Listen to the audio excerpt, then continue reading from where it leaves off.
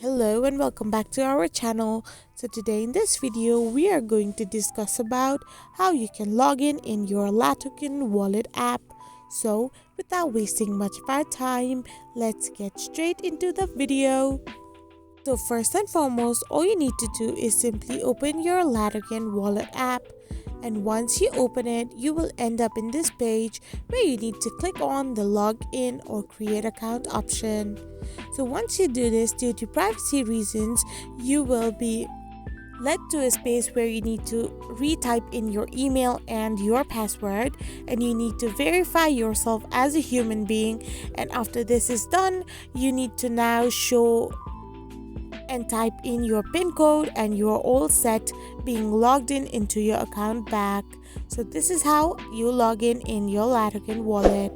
I hope you found this video helpful, so don't forget to hit that subscribe button and do give us a thumbs up. Thank you for watching.